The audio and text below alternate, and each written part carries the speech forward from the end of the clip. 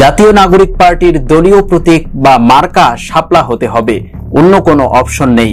তা না হলে নির্বাচন কিভাবে হয় আর কে কিভাবে ক্ষমতায় গিয়ে মধু খাওয়ার স্বপ্ন দেখে সেটা আমরাও দেখে নেব।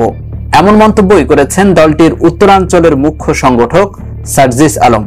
মঙ্গলবার বিকেলে নিজের ভেরিফাইড ফেসবুক পেজে এক পোস্টে তিনি এই মন্তব্য করেন।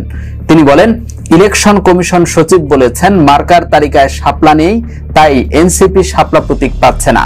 তার মানে কোনো আইনগত বাধা নয়, বরং তালিকায় না থাকার কারণে তারা এনসিপিকে শাপলা প্রতীক দিতে পারছে না।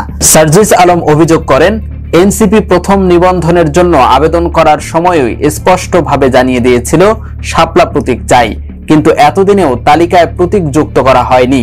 তার ভাষায়, তাহলে ওই তালিকায় শাপলা মার্কা যুক্ত করা কাদের কাজ ছিল?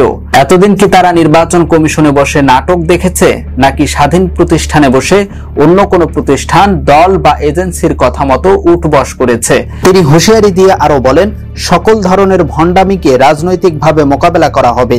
যেহেতু কোনো আইনগত বাধা নেই, তাই এনসিপির মার্কা শাপলাই হতে হবে, অন্য কোনো অপশন নাই। ইউএফটি ফার্স্টের সাথে ট্রেড করুন যে কোনো জায়গা থেকে। ক্যাম্পাসে ক্লাসের ফাঁকে, ঢাকার জ্যামে বসে কিংবা ঘরে বসে, ট্রেডিং এখন হাতের মুঠোয়।